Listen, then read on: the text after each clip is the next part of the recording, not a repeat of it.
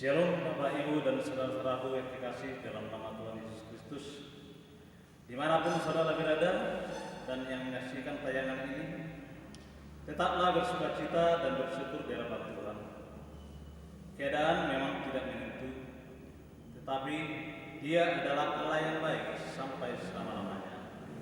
Marilah kita mempersiapkan hati dan pikiran kita untuk beribadah kepada Tuhan. Panggilan beribadah. Berserulah kepadaku pada waktu kesesakan, aku akan meluhutkan engkau, dan engkau akan memuliakan aku. Sambil memuji Tuhan dari lagu pujian sejauh timur dari barat, jemaat saya untuk bangkit berdiri.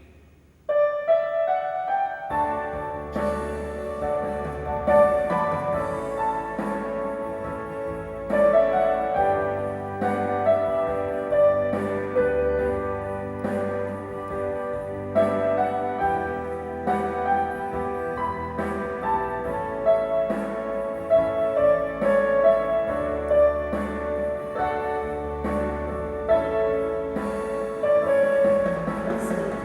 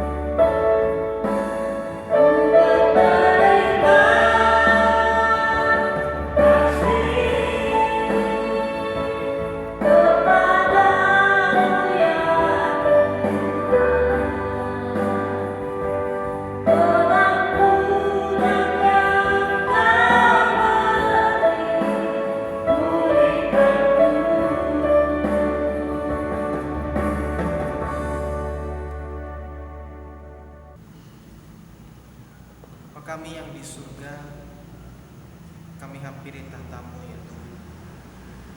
Kami mohon Kau menyertai kami dari awal hingga akhir. Pertolongan kita ada dalam Tuhan yang menjadikan langit dan bumi, yang tetap setia untuk selama-lamanya, yang tidak pernah meninggalkan perbuatan tangannya yang ajaib. Amin. Bapak Ibu yang dikasihi Tuhan, nats pengantar kita terambil dari Matius pasal 26 ayat yang ke-41. Matius 26 ayat yang ke-41. Berjaga-jagalah dan berdoalah supaya kamu jangan jatuh ke dalam pencobaan. Roh memang penurut, tapi daging lemah. Demikian firman Tuhan.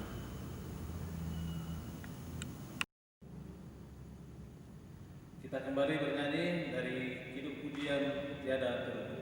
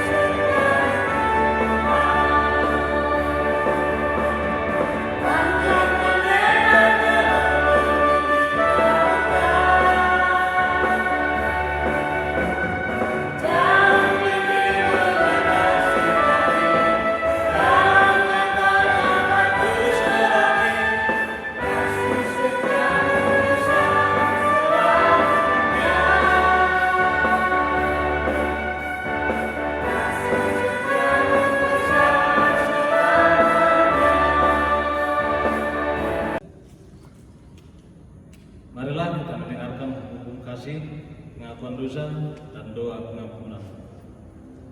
Hukum kasih. Jawab Yesus kepadanya, kasihilah Tuhan Allahmu dengan segenap hatimu, dan dengan segenap jiwamu, dan dengan segenap akal budimu. Itulah hukum yang terutama dan yang pertama. Dan hukum yang kedua yang sama dengan itu ialah, kasihilah sesamamu manusia seperti dirimu sendiri. Pada kedua hukum inilah tergantung seluruh hukum Taurat dan kitab para nabi. pengakuan dosa. Namun pada kenyataannya kita tidak melakukan hukum kasih dengan sempurna, karena iri hati, benci, dan perselisihan masih ada di antara kita. Karena itu firman Tuhan dalam 1 Yohanes 1 ayat 8 sampai 9 berkata, jika kita berkata bahwa kita tidak berdosa, maka kita menipu diri kita sendiri, dan kebenaran tidak ada dalam kita. Jika kita mengaku dosa kita, maka Ia adalah setia dan adil, sehingga Ia akan mengampuni segala dosa kita dan menyucikan kita dari segala kejahatan. Doa penutup. Oleh karena itu, marilah kita mengakui semua dosa dan kesalahan kita dengan memohon pengampunan Allah dalam doa pengampunan dosa. Marilah kita berdoa. Ya Tuhan kami dalam Yesus Kristus, Engkau adalah Allah yang adil, benar, baik, dan kudus. Kami gentar dan takut datang ke hadapan tatamu untuk mengakui segala dosa dan pelanggaran kami. Kami seiring mengucapkan perkataan yang tidak benar dan melukai perasaan sesama. Kami gagal mengalahkan hawa nafsu dan keinginan daging yang jahat dalam diri kami.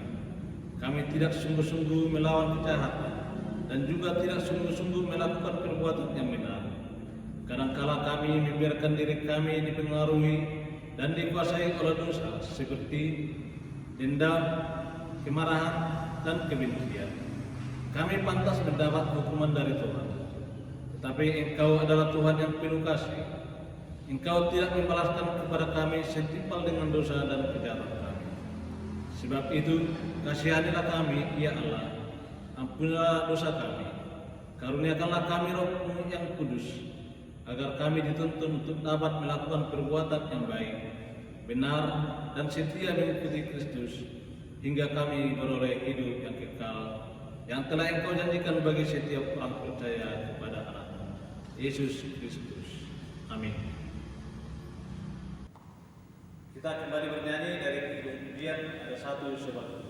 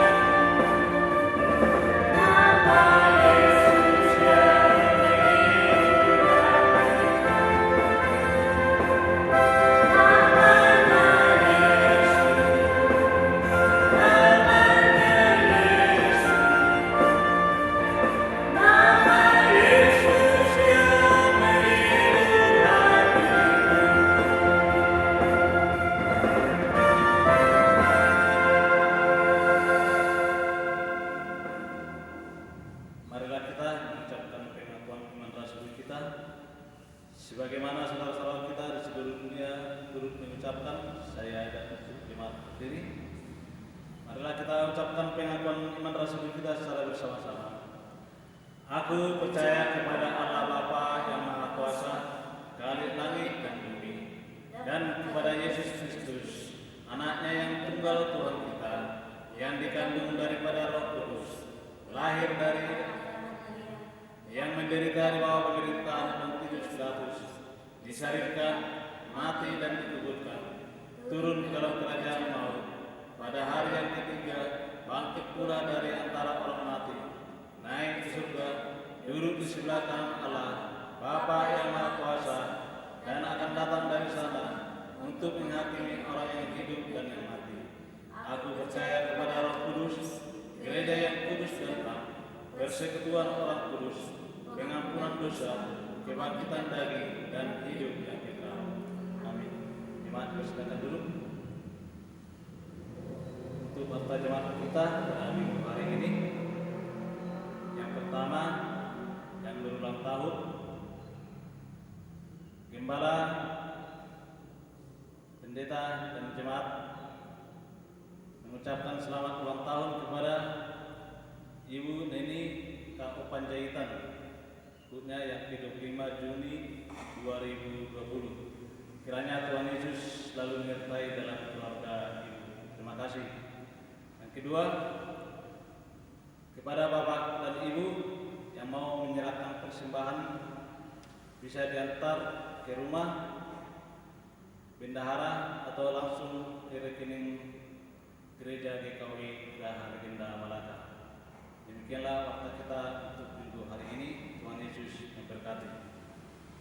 Marilah kita persiapkan hati dan pikiran kita untuk masuk dalam firman Tuhan.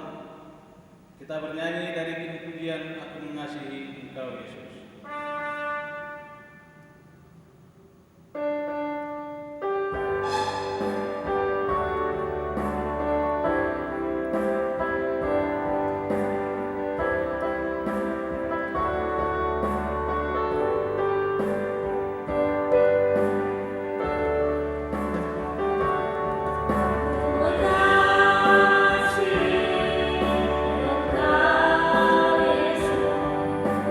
Terima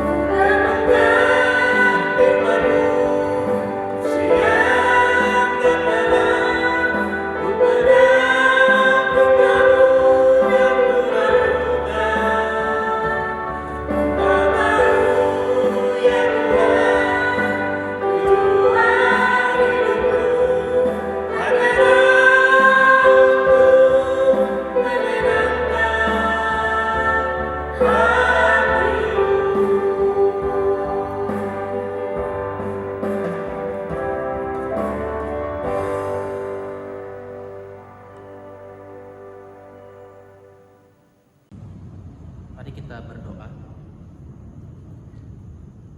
Bapa kami yang di surga, kami datang merendahkan hati kami di hadapan Engkau.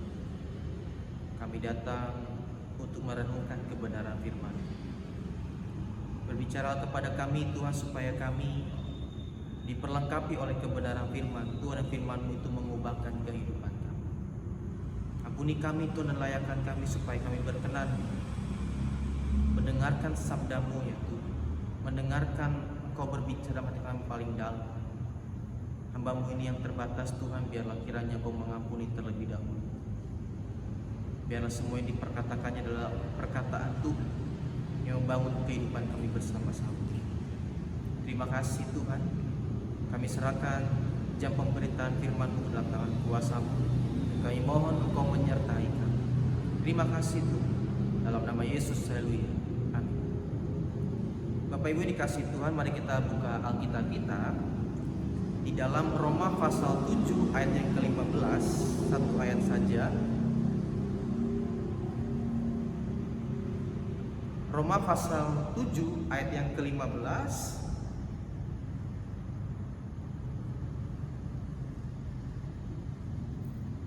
Saya bacakan untuk kita semua.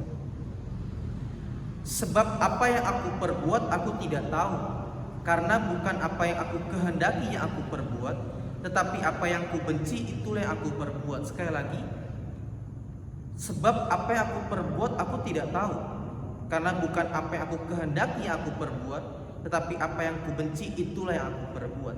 Demikian firman Tuhan.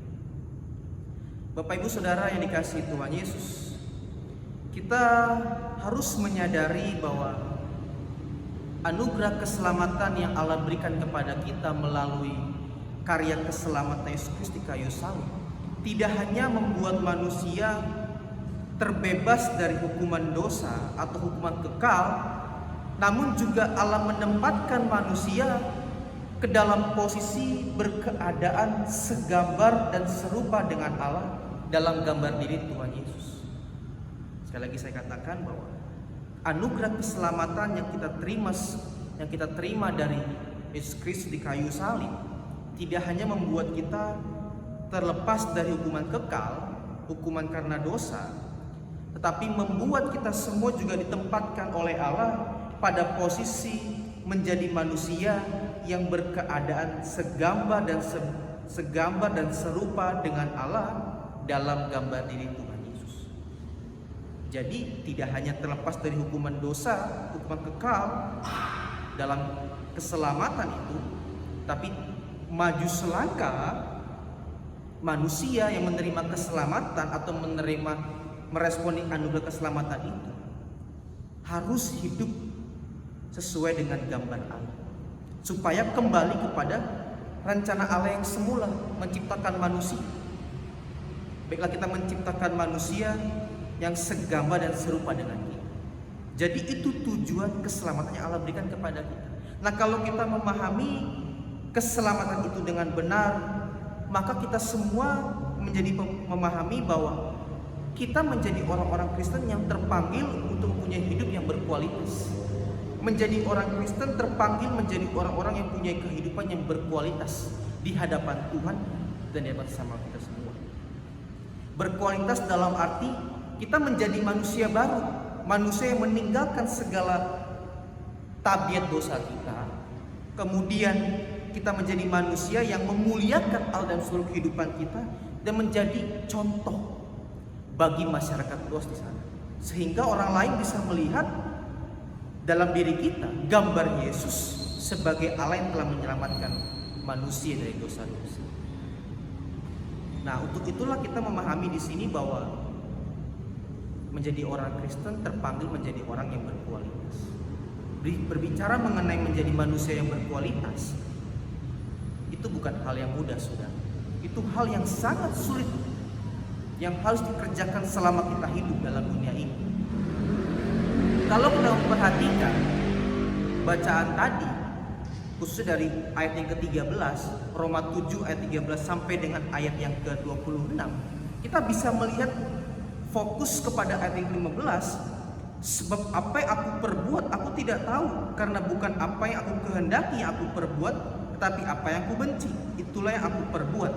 Ayat ini atau perkataan ini diulang oleh Rasul Paulus sebanyak 2 kali di ayat yang ke-19. Sebab bukan apa yang aku kehendaki, yaitu yang baik, yang aku perbuat, melainkan apa yang tidak aku kehendaki, yaitu yang jahat, yang aku perbuat. Artinya di sini Rasul Paulus memberi penekanan yang sangat penting, amat dalam kepada kita semua sebagai pembaca kitab Roma. Bahwasanya di sini kita bisa melihat bahwa Rasul Paulus sangat memahami anugerah keselamatan dalam Kristus Yesus sudah menghapuskan segala perbuatan dosa manusia sejak Adam dan Hawa dalam dosa, hingga manusia paling terakhir nantinya akan lahir, semua dosa manusia telah dihapuskan. Namun saudara perlu mengingat, dosa yang telah dihapuskan oleh Adam dan kita semua dalam diri kita itu meninggalkan noda. Jadi kayak misalnya pakaian kotor saudara ya, misal sapu tangan, ini sudah dicuci bersih saudara, tapi ada bintik kuning, itu noda. Noda ini bisa hilang seiring semakin sering dicuci. Begitupun dengan kehidupan kita di hadapan Tuhan. Karena dosa manusia pertama, Adam dan Hawa yang dalam dosa, semua manusia yang lahir dari keturunan Adam dan Hawa sampai nanti pun berdosa.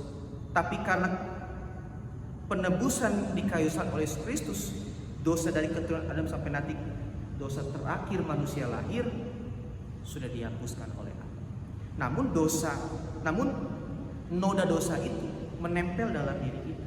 Di sini kita melihat bahwa penebusan Yesus di kayu salib menghapus dosa manusia, tidak menghilangkan kehendak bebas atau tanggung jawab manusia. Di sini Allah memberikan tempat bagi manusia untuk bisa secara bertanggung jawab bersama dengan Allah membuang noda dosa itu. Jadi kita semua sudah dibersihkan Tuhan, sudah dihapuskan dosa, tapi punya kesempatan, punya kemampuan berbuat dosa. Itu yang sering saya katakan, manusia berkodrat dosa, harus berjuang mencapai kondisi berkodrat ilahi. Artinya manusia punya kesempatan berbuat dosa meskipun dosa sudah dihapuskan oleh Tuhan. Setiap saudara bikin dosa, Tuhan hapuskan. Tapi kemampuan berbuat dosa tidak akan hilang. Akan hilang selama kita berjuang meninggalkan kodrat. Makanya di sini hari ini saya berbicara kepada saudara dengan tema melawan diri sendiri. Melawan diri sendiri. Karena monster paling terbesar dalam diri kita yang paling berbahaya adalah diri sendiri masing-masing. Memang ada monster di luar sana, tapi yang susah untuk dilihat dan susah untuk dilawan adalah diri kita sendiri.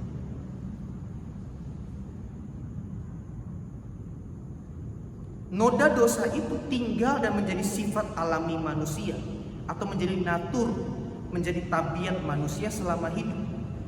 Yang berarti selama manusia hidup, manusia mempunyai kesempatan berbuat dosa meskipun telah dihapuskan dosanya di hadapan. Inilah sebabnya Rasul Paulus berkata kembali dalam ayat yang tadi 19, sebab apa yang aku perbuat aku tidak tahu. Karena bukan apa yang aku kehendaki yang aku perbuat, tetapi apa yang aku benci itu yang aku perbuat. Kita tahu ini benar harusnya, kita tahu ini benar, harusnya dibuat, tapi justru kita malah bikin yang lain yang salah. Itu yang disebut dengan berkodrat dosa. Punya kesempatan berbuat dosa. Jadi selama kita hidup, kita sebenarnya bergumul dengan dosa kita, bergumul dengan kodrat ini, bergumul dengan tabiat kita masing-masing. Saya dulu berpikir bahwa kalau sudah terima Tuhan Yesus jadi manusia yang baru jreng gitu, gak bisa bikin dosa lagi. Terima Tuhan Yesus di altar gitu ya, angkat tangan, tumpang tangan gitu. Merasa kayaknya sudah hidup baru, merasa sudah lepas dari dosa-dosa, gak bisa bikin dosa. Ternyata masih, bahkan di baptis pun juga rasanya kayaknya gak akan bikin dosa, tapi masih ada berbuat dosa. Selama kita hidup saudara, kita akan terus berjuang dan bergumul melawan tabiat dosa kita dalam diri masing-masing. Kita berjuang melawan karakter kita yang sudah rusak karena dosa. Makanya dalam kisah para rasul Rasul Paulus mengatakan begini, semua manusia telah berbuat dosa dan telah kehilangan kemuliaan Allah. Kata kehilangan di situ artinya merosot, baik secara roh dan moral. Harusnya manusia bisa hidup sesuai dengan standarnya Allah segitu, tapi karena dosa manusia jatuh, standarnya turun ke bawah, dan ini berjuang, tapi susah. Nah, saya harap saudara, kita semua yang merenungkan kebenaran firman Tuhan hari ini membuka hati, melihat dan mengkoreksi bahwa ya saya belum benar di hadapan Tuhan. Menjadi Kristen bukan berarti sudah benar. Menjadi Kristen berarti kita punya kesempatan karena karunia Allah menjadi manusia yang berkenan di hadapan Tuhan. Sepanjang hidup manusia harus menanggalkan kodrat dosanya dan meninggalkan kehidupan dan memiliki kehidupan yang berkodrat ilahi, kehidupan yang berkenan di hadapan Allah. Ini butuh waktu panjang, saudara. Butuh waktu yang sangat panjang untuk bisa menjadi manusia yang segama dan serupa dengan Allah, atau kehidupan yang berkenan di hadapan Allah.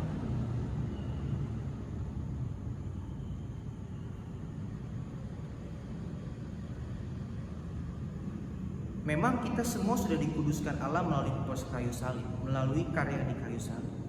Tapi itu cuma sepihak, artinya bahwa kita berdosa, lalu dengan penebusan di kayu salib, Allah menganggap manusia benar. Jadi penebusan manusia melalui karyanya di kayu salib itu secara sepihak Allah menganggap manusia benar. Namun setelah manusia menerima Yesus Kristus sebagai Tuhan dan Juru Selamat kehidupannya, mengimaninya dia sebagai Tuhan, maka dengan penuh kesadaran dia harus bisa hidup benar di hadapannya. Makanya kalau kita memperhatikan di dalam perkataan Rasul Paulus dalam ayat yang lain, Roma pasal yang ke-6, kita mundur, Roma pasal 6 ayat 18 dan 19. Roma pasal 6 ayat 18 dan 19 dikatakan begini, kamu telah dimerdekakan dari dosa dan menjadi hamba kebenaran. Artinya kita semua dulu menjadi hamba dosa, namun melalui karya salib Yesus Kristus kita dimerdekakan dari dosa. Kita menjadi hamba kebenaran harusnya. Ayat 19, aku mengatakan hal ini secara manusia karena kelemahan kamu. Sebab sama seperti kamu telah menyerahkan anggota-anggota tubuhmu menjadi hamba kecemaran dan kedurhakaan yang membawa kamu kepada kedurhakaan. Itu dulu kita sebelum terima Yesus Kristus menjadi hamba dosa dan menyerahkan seluruh. Artinya kalau di sini dibilang anggota tubuh, seluruh perilaku kehidupan kita, baik dari kata-kata, pikiran, tindakan, semuanya selalu tidak menyenangkan Tuhan, alias berdosa. Demikian hal kamu sekarang. Artinya setelah kita menerima Yesus Kristus, setelah kita menerima anugerah keselamatan di kayu salib Yesus Kristus itu, sekarang harus menyerahkan anggota-anggota tubuhmu menjadi hamba kebenaran yang membawa kau kepada pengudusan. Jadi di sini katakan di ayat terakhir, anggota-anggota tubuhmu menjadi hamba kebenaran yang membawa kau kepada pengudusan. Jadi selama kita hidup, kita berjuang untuk hidup kudus di hadapan Tuhan. Kita mengimani Dia Juru Selamat kehidupan kita, sudah menghapuskan dosa kita. Tapi setelah itu, kita juga hidupnya harus benar di hadapan Tuhan. Kita harus hidup sesuai dengan kebenaran kita. Tindakan kita harus benar di hadapan Tuhan. Dari pikiran kita harus benar, mulut kita ketika berucap harus benar, tindakan kita juga harus benar. Nah, kalau sepanjang waktu kehidupan kita berbuat seperti itu, artinya kita hidup berusaha benar dengan seluruh pikiran, perkataan, dan tindakan kita. Kita disebut sebagai manusia yang dikuduskan Allah secara dua pihak. Allah mengatakan kamu kudus karena darah Kristus, namun kamu juga menunjukkan sebuah kehidupan yang benar-benar kudus di hadapan. Mungkin analoginya adalah begini, saudara. Seorang anak yatim piatu diadopsi menjadi bagian keluarga A misalnya. Secara akta kelahiran, secara kartu keluarga dia dianggap sebagai anak, karena diadopsi. Tapi apakah kehidupannya mencerminkan kedua orang tuanya? Belum tentu. Jadi secara surat mungkin ya dia anaknya bapak dan ibu sih, tapi tingkah lakunya tidak menunjukkan kehidupan orang tua. Nah, harusnya anak itu setelah menerima adopsi dari orang tua angkatnya harus menunjukkan kehidupan seperti orang tua angkat, sehingga orang lain bisa melihat bahwa memang betul dia bukan cuma sekedar diangkat sebagai anak berdasarkan surat-surat misalnya ya, tapi juga tindakan hidup. Itu sudah.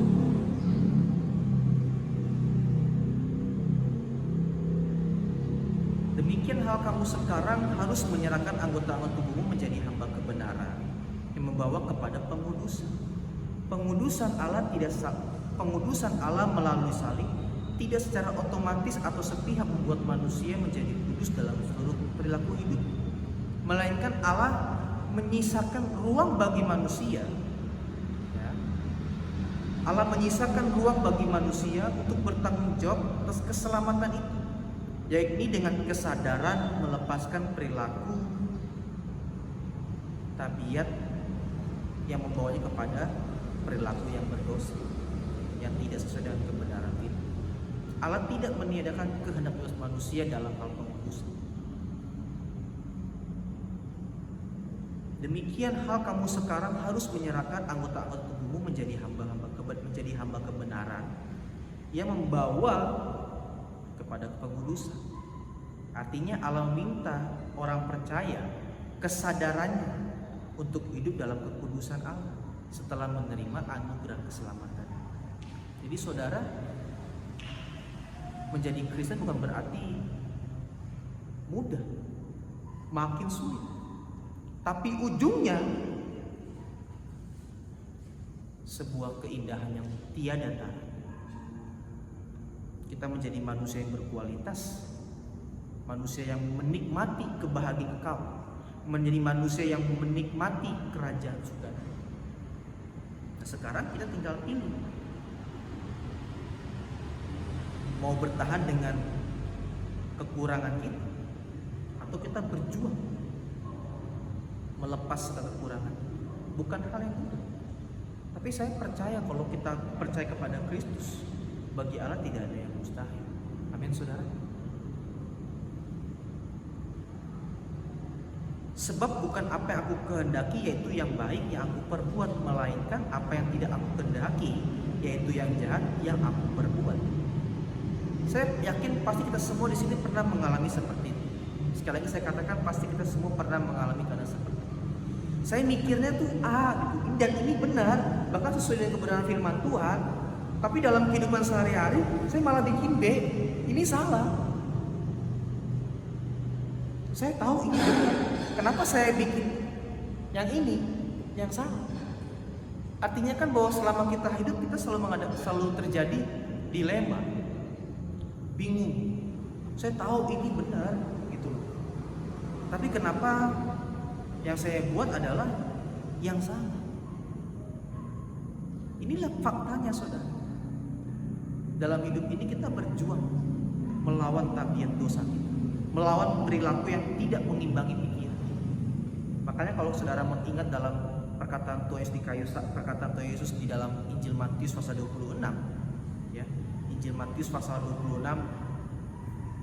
kita buka bersama-sama, saudara boleh juga melihatnya. Injil Matius pasal yang ke-26. ayat yang ke-41 dikatakan begini, berjaga-jaga dan berdoa supaya kamu jangan jatuh ke dalam pencobaan. Roh memang penuh tapi daging lemah. Roh memang penuh tapi daging lemah. Roh kita ini selalu mudah untuk diarahkan oleh Roh Allah untuk berpikir yang benar, mengetahui yang benar, dan punya keinginan berbuat yang benar. Tapi tubuh kita ini, saudara, daging kita ini, yang tadi saya katakan di awal, rusak karena dosa, tidak bisa mengimbangi roh kita yang ingin berbuat benar. Kita tahu kita ingin berbuat benar, tapi daging ini sulit diajak berbuat benar. Cenderungnya adalah melawan, cenderungnya menentang. Nah, disinilah kita perlu belajar bagaimana bisa mengendalikan tubuh yang cenderung berbuat dosa ini, cenderung yang berbuat tidak sesuai dengan kebenaran firman Tuhan, sehingga kita menjadi manusia atau orang percaya secara roh ingin berbuat benar, tahu yang benar, kita juga bisa mengeksekusi dengan benar melalui tindakan. Mau tidak mau, pertama-tama kita harus menjadi manusia yang belajar dan berjuang, memiliki kepekaan, ketajaman membaca kondisi manusia batiniahnya. Setiap hal keinginan itu timbul dari hati kita masing-masing, saudara. Nah, kalau kita tidak punya kepekaan, tidak punya ketajaman membaca kondisi hati kita, pikiran kita, akhirnya menjadi habit dan kebiasaan yang salah di hadapan Tuhan. Makanya di sini poin pertama, kalau kita mau belajar bisa melawan diri kita ini, artinya bisa hidup benar-benar menang atas pergumulan melawan tabiat dosa ini, kita harus punya kepekaan, ketajaman. Jadi sebelum kita berbuat sesuatu, kita harus bisa melihat, kita harus bisa berdiri di luar tubuh kita seolah-olah bahwa kamu ngapain. Jadi kita harus bisa bertindak seperti itu, punya ketajaman, kepekaan. Sebelum berbuat sesuatu, merenung, kira-kira ini benar? Karena kalau tidak, kita salah di hadapan. Sampai hal sepele pun juga kita harus perhatikan itu dengan benar. Makanya saya pernah katakan bahwa marah boleh, tapi pemarah tidak boleh. Mau marah, kita mikir dulu maksudnya. Kita mikir dulu. Saya perlu marah kan? Motif saya marah. Tujuan saya marah hanya ingin mengekspresikan, akhirnya puas. Nah, itu jadi salah juga, berdosa di hadapan Tuhan. Kita tidak sesuai dengan maunya Tuhan, lalu juga kita melukai perasaan sesama. Bahkan sampai dalam berkata-kata pun juga hati-hati. Ya, kalau dalam konteks keluarga mungkin kita bisa berkata, ibu-ibu hati-hati. Biasanya kalau wanita itu ganasnya di mulut. Makanya hati-hati sebelum berkata-kata. Memang suami salah, tapi kadang-kadang bisa makin parah karena mulutnya si istri ganas, tajam. Nah, laki-laki pun atau si suami pun juga hati-hati dalam bertindak, jangan kasar. Jadi penting sekali kita selalu bisa mengkoreksi setiap pikiran kita dan keinginan kita yang timbul dari hati kita yang paling dalam ini sebelum menjadi habit dan salah di hadapan Tuhan. Kalau kita merenungkan sebenarnya, saudara, inilah pergumulan kita yang paling berat. Bukan masalah hidup sehari-hari. Bukan berarti saya mengatakan bahwa kita tidak perlu pusing, tidak perlu bekerja, tidak perlu maksimal dalam kehidupan sehari-hari. Tapi bagi saya, dan kalau kita belajar firman Tuhan, pergumulan yang paling berat adalah menyalibkan diri sendiri. Makanya Yesus berkata bahwa Setiap orang yang mau ikut aku, dia harus pikul salib, harus bisa pikul salib, sangkali. Itu pergumulan hidup yang sangat berat dan sepanjang hidup harus dikerjakan. Kalau pergumulan sehari-hari kita kerjakan besok, mungkin sudah bisa berhasil atau selesai di 2 hari kemudian. Tapi kalau pergumulan karakter hidup ini, tabiat ini, sepanjang hidup. Nah, saya berharap kita semua benar-benar merenungkan bagian ini, supaya kita berbahagia. Karena kalau karakter kita masih belum bisa menyenangkan Tuhan, kita juga akan bisa menimbulkan persoalan di sekitar kita. Kalau orang, misal contoh saudara ya, belum bisa menang atas karakter pemarahnya, dia akan bisa menimbulkan persoalan yang baru dalam kehidupan sehari-hari. Kalau dia belum bisa jujur dalam bekerja, maksud saya, kalau seseorang belum bisa mengendalikan keinginannya, susah untuk dia bisa berkata jujur. Tapi kalau sudah masuk dalam level pekerjaan, itu akan sangat berbahaya, saudara. Jadi yang paling pertama sekali yang perlu dikoreksi adalah kehidupan kita. Jadi yang pertama saudara adalah harus kita semakin hari semakin bisa mempunyai ketajaman atau kepekaan. Nah, pertanyaan lagi adalah bagaimana punya kepekaan atau ketajaman untuk bisa membaca kondisi manusia batiniah kita, sehingga kita bisa secara pikiran, roh, dan perbuatan benar di hadapan. Mau tidak mau kita harus kembali kepada kehidupan yang dipimpin oleh Roh Kudus. Kita nggak mungkin bisa mempunyai kehidupan yang peka, punya ketajaman dalam menilai diri kita sendiri sebelum bertindak, kalau kita nggak hidup dalam pimpinan Roh Kudus. Kita nggak hidup oleh Roh Allah. Kita nggak mungkin bisa menjadi manusia baru hanya karena kita berjuang sendiri. Seharusnya kita menyadari bahwa Roh Kudus itu diberikan oleh Allah sebagai penolong untuk bisa menuntun kita kepada kebenaran hidup. Makanya dalam Injil Yohanes, Roh Kudus ini disebut sebagai Roh kebenaran. Artinya akan membuat kita berjalan dalam kebenaran hidup, berkata-kata benar, bertindak benar, karena semua apa yang diucapkan oleh Roh Allah yang kudus itu keluar dari mulut. Jadi mau tidak mau saudara, kita harus hidup semakin erat dengan Roh Kudus, hidup dalam pimpinan Roh Kudus, supaya kita bisa hidup benar di hadapan Tuhan. Hidup oleh Roh Kudus berarti kehidupan yang mematikan keinginan daging dalam diri, sebab Roh Allah menuntun manusia pada kekudusan hidup. Coba kita perhatikan Roma pasal 8. Kita nggak kemana-mana saudara, kita masih di sini aja dalam kitab Roh, dalam surat Roma. Roma pasal yang ke-8 ayat yang ke-13. Roma pasal 8 ayat yang ke-13 dikatakan begini. Sebab jika kamu hidup menurut daging, kamu akan mati. Tetapi jika oleh Roh kamu matikan perbuatan tubuhmu, kamu akan hidup. Jadi kalau kita hidup oleh Roh, artinya Roh Allah, kita akan bisa mematikan segala perbuatan tubuh kita, daging kita ini, dan kita akan memperoleh kehidupan. Artinya kehidupan kekal. Jadi mau tidak mau kita harus semakin sering bersekutu dengan Roh Allah yang kudus. Roh Allah yang kudus itu menjadi sparring partner kita. Sebelum bertindak, kita di dalam keteduhan batin kita bertanya, Tuhan, perlukah saya berbuat ini atau tidak? Meskipun yang kita ingin sampaikan itu adalah benar,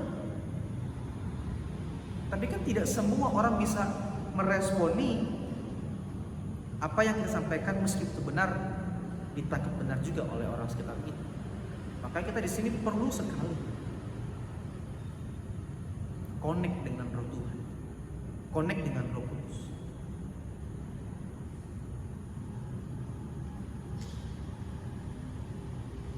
Kalau saya kasih contoh saudara ya, Sebagai contoh misalnya, sampai hal sepele pun kita juga harus melibatkan Roh Allah yang kudus. Saudara tahu kan? Saya di rumah punya guru kan? Saya punya dogi di rumah. Itu pun saya juga mau beli dogi pun juga bertanya Tuhan, mana petunjuk? Sudah deal-dealan dengan orang mau beli, ternyata Tuhan kasih yang lain. Di situ kita bisa melihat bahwa kalau kita hidup menurut Roh Allah, artinya kita selalu bersekutu dengan Roh Allah, bertanya pada Tuhan dulu. Ujung-ujungnya adalah apa ya kalau saya mau bilang? Nikmatnya. Nikmat. Ya kan? Benar gak sudah? Kalau kita misalnya menurut ego kita sendiri, saya itu tadi ya, beli dogi gitu ya, harus keluar rupiah kan? Tapi Tuhan tuntun kepada situasi. Waktu itu saya malam-malam dalam habis doa ya kalau tidak salah saudara, saya pergi ke warung dan bertemu dengan jemaat. Tanpa sengaja saya bercerita mengenai pengen punya kuku. Ternyata diberitahu bahwa ada pak yang baru lahiran anjing, mau diadopsi boleh kan? Oh, puji Tuhan lah. Jadi akhirnya gratis. Gitu kan? Jadi kalau kita memang hidup menurut Roh Allah, dipimpin oleh Roh Allah yang kudus gitu setiap saat, ujung-ujungnya sukacita, saudara. Dan itu menjadi sukacita yang kekal, menjadi pelajaran yang bernilai tinggi bagi kehidupan kita. Sehingga kita menjadi orang-orang yang tidak lagi mudah bertindak maunya sendiri. Dia tunggu Tuhan dulu bicara apa. Dia tunggu Tuhan dulu kasih tanda. Karena kalau Tuhan berbicara sudah pasti untuk kebaikan. Amin saudara. Makanya penting sekali dalam hal juga mengubah karakter kita menjadi manusia yang bisa terus konsisten dalam berbuat benar di hadapan Tuhan, artinya menyenangkan perasaan Tuhan, jadi berkat bagi sesama. Penting sekali selalu hidup dalam persekutuan dengan Roh Allah yang kudus.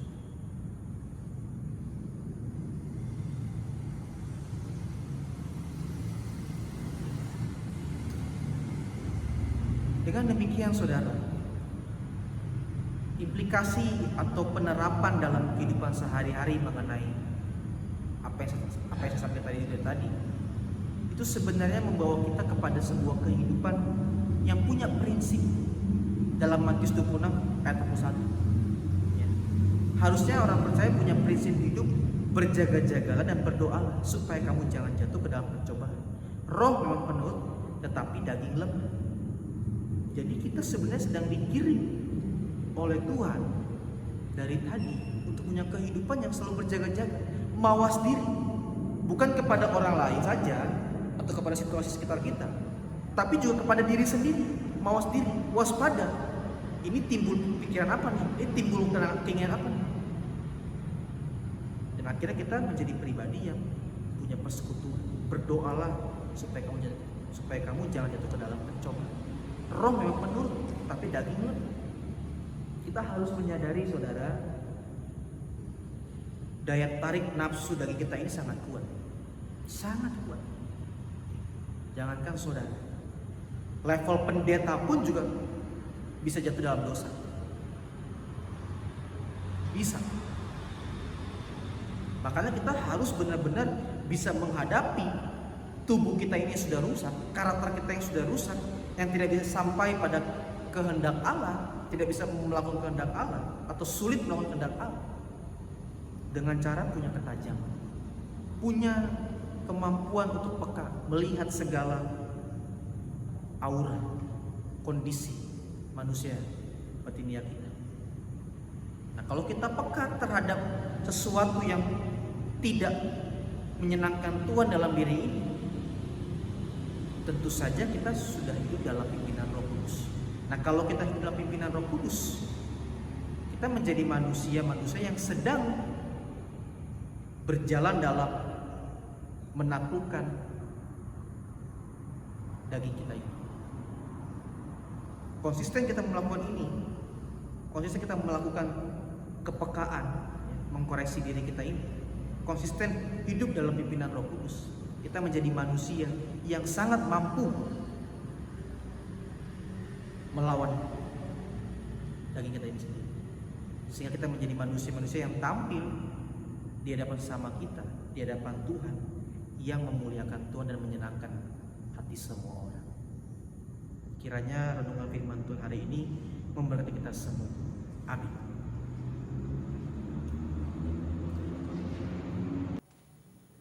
Demikianlah firman Tuhan yang bisa kita dengar pada siang hari ini. Marilah kita aminkan dalam kehidupan kita dan kita laksanakan supaya kita menjadi anak yang diberkati. Kita akan menyambut doa syafaat. Kita akan menyanyi dari lagu pujian Tak Usah Takut.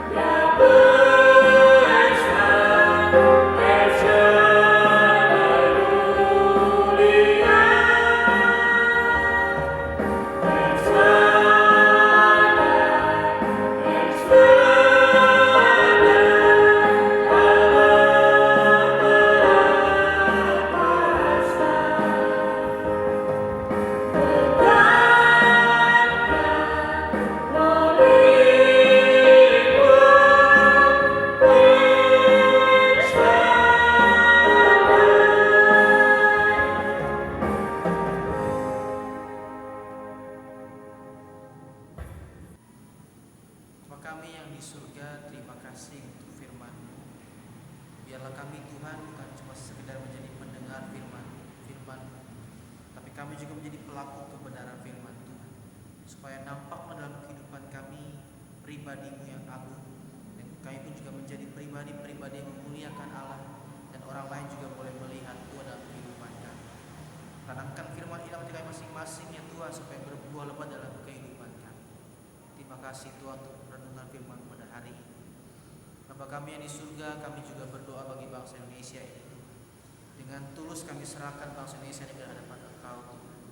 Biarlah Tuhan Engkau menjadi gembala bagi bangsa Indonesia ini ya Tuhan. Engkau menuntun terus bangsa Indonesia ini melewati masa-masa yang sedang tidak baik ini Tuhan, masa-masa krisis ya Tuhan.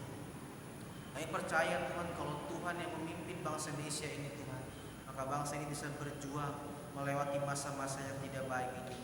Bangsa ini juga boleh menjadi contoh yang baik bagi bangsa lain ya Tuhan, dalam menghadapi situasi yang tidak baik.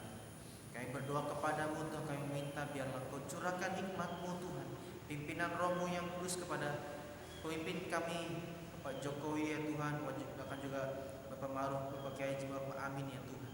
Kau berkati mereka sebagai presiden kami dan wakil presiden kami ya Tuhan, supaya melalui mereka Tuhan juga boleh melihat Tuhan mengarahkan bangsa Indonesia ini kepada sebuah kehidupan yang damai sejahtera. Tuhan berkati setiap elemen-elemen yang ada Tuhan, bisa bekerja sama dengan baik untuk bisa melewati masa-masa COVID-19 ini ya Tuhan, dan memasuki masa-masa normal yang baru ya Tuhan. Kami berdoa biarlah memberkati bangsa Indonesia ini, agar bangsa Indonesia juga boleh menghadapi situasi normal yang baru dengan baik ya Tuhan, dengan benar di hadapan Tuhan. Kami juga berdoa Tuhan, biarlah Kau juga memberkati setiap masyarakat Indonesia ya Tuhan. Biarlah mereka juga punya hikmat daripada Tuhan untuk bisa menolong bangsa Indonesia ini bertindak nyata ya Tuhan. Kami berdoa Tuhan, biarlah tidak ada hal-hal yang semakin mencuat karena perilaku dari masyarakat Indonesia ya Tuhan. Namun biarlah kami juga sebagai warga negara Indonesia ya Tuhan, menopang bangsa kami sendiri melalui apa yang bisa kami perbuat ya Tuhan. Tuhan tolong kami supaya kami juga sebagai bangsa Indonesia ya Tuhan, sebagai warga negara Indonesia ya Tuhan, bisa menghadapi masa-masa normal yang baru ini. Tuhan tolong kami supaya kami bisa dipulihkan. Bapa kami yang di surga, kami juga berdoa Tuhan untuk gereja-gereja yang dalam keadaan masih belum bisa beribadah di gereja ya Tuhan, masih beribadah secara streaming ataupun online ya Tuhan. Kami berdoa biarlah suara-Mu juga Tuhan boleh tetap sampai kepada telinga jemaat ya Tuhan. Hadirat Tuhan juga boleh dirasakan ketika jemaat beribadah di rumah masing-masing. Karena kami percaya Tuhan bahwa Allah yang kami sembah bukanlah Allah yang terbatas oleh ruang dan waktu, namun Engkau Allah yang omnipresent ya Tuhan, maha hadir, mampu memberkati kami di mana kami berada Tuhan, bila kami dengan sungguh-sungguh beribadah kepada Tuhan. Terima kasih Tuhan. Bahkan juga untuk gereja-gereja yang mungkin sudah membuka rumah ibadahnya untuk kembali beribadah secara konvensional, Tuhan berkati dan lindungi mereka. Biar dalam pertemuan-pertemuan ibadah angka tertular positif dari COVID-19 ini Tuhan tidak semakin menaik ya Tuhan. Kami hanya bisa berserah di hadapan Tuhan. Biarlah Tuhan yang menjadi penolong kami. Tuhan berkati juga gereja-gereja yang ada ya Tuhan. Biarlah semua mengajarkan kebenaran firman Tuhan yang adalah Yesus Kristus Tuhan kami, dan kami punya kehidupan yang benar di hadapan Engkau. Jangan biarkan Tuhan gereja-gereja sibuk dengan urusan pribadinya atau masing-masing denominasi, namun biarlah semua gereja Tuhan bergandengan tangan menyatakan kasih Tuhan kepada sesama kami. Terima kasih Tuhan. Kami juga berdoa Tuhan untuk Sinode GKI ya Tuhan. Biarlah Engkau berkati Sinode GKI ini Tuhan. Biarlah pelayanannya boleh terus berjalan ya Tuhan. Bahkan juga setiap hamba-hamba-Mu di dalam Sinode ya Tuhan boleh semakin giat, semakin tekun, bahkan juga semakin memuliakan nama Tuhan. Biarlah pekerjaan pekabaran Injil Tuhan melalui Sinode kami Tuhan, bahkan juga setiap program-program kerja yang dikerjakan ya Tuhan boleh membuahkan hasil, yaitu kemuliaan bagi nama Tuhan dan jiwa-jiwa diselamatkan. Terima kasih Tuhan, terima kasih. Kami juga berdoa untuk seluruh GKI lokal yang tersebar di berbagai provinsi Tuhan, Engkau berkati. Biarlah semua gereja-gereja GKI yang tersebar di berbagai daerah ya Tuhan, di kota maupun juga di pelosok daerah Tuhan, biarlah Tuhan dipermuliakan melalui setiap pelayanan yang ada. Kami secara khususnya menyerahkan kehidupan kami sebagai jemaat GKW Legenda Malaka Batam ya Tuhan. Biarlah kami sebagai jemaat adalah jemaat-jemaat yang semakin hari semakin bertumbuh akan mengenal kepada Kristus, hidup benar di hadapan Tuhan, dan sebagai jemaat adalah jemaat yang mencerminkan kehidupan Kristus kepada sesama kami. Tuhan tolong supaya kami sebagai jemaat juga boleh bersatu hati, saling tolong menolong dalam kesusahan, sehingga ada keseimbangan ya Tuhan dalam tubuh Kristus. Kami juga mohon ya Tuhan kepada setiap para pelayan-pelayan Tuhan, Engkau berkati hamba-hambamu yang telah memberikan diri untuk melayani pekerjaan dalam gereja ini. Biarlah kami punya motivasi yang benar di hadapan Tuhan, semangat untuk mengerjakan pekerjaan Tuhan, memuliakan Tuhan melalui setiap kesempatan yang kami miliki melayani di gereja ini. Kami mohon juga Tuhan, biarlah gereja ini juga semakin hari semakin memuliakan nama Tuhan. Ampuni kami Tuhan kalau kami mungkin masih banyak kekurangan ya Tuhan, tapi kami dalam iman kami Tuhan, kami terus berjuang berharap menjadi gereja-Mu yang sempurna di hadapan Engkau. Kami juga berdoa Tuhan untuk GKW Moria ya Tuhan, di Batam, saudara kami, partner kami Tuhan dalam pekerjaan-Mu. Biarlah kami boleh saling membahu-bahu ya Tuhan, tolong menolong dalam mengerjakan kepentingan Tuhan, sehingga Tuhan dipermuliakan oleh kehidupan kami. Terima kasih Tuhan, terima kasih untuk jemaat-Mu juga Tuhan yang berulang tahun pada minggu-minggu ini Tuhan, ataupun di dalam bulan Juni ini Tuhan. Tuhan berkati mereka. Biarlah jemaat-jemaat yang berulang tahun ya Tuhan, jemaat yang semakin bertumbuh ideal di hadapan Tuhan, baik jasmaninya ya Tuhan selalu sehat sempurna di hadapan Engkau, bahkan juga keimanannya ya Tuhan semakin berakar di hadapan Engkau. Terima kasih Tuhan, terpujilah Engkau selama-lamanya. Inilah doa kami ya Tuhan, jauh daripada sempurna, namun oleh karena itu Tuhan, kami ingin sempurnakan dengan doa Bapa kami. Bapa kami yang di surga, dikuduskanlah nama-Mu, datanglah kerajaan-Mu, berikanlah kami pada hari ini makanan kami yang secukupnya, dan ampunilah kami akan kesalahan kami, seperti kami juga mengampuni orang yang bersalah pada kami. Dan janganlah membawa kami ke dalam pencobaan, tapi lepaskanlah kami daripada yang jahat, karena Engkau yang punya kerajaan dan kuasa dan kemuliaan sampai selama-lamanya. Amin. Marilah kita akhiri ibadah kita sambil mengumpulkan persembahan. Kita bernyanyi dari puji-pujian Ku Berbahagia.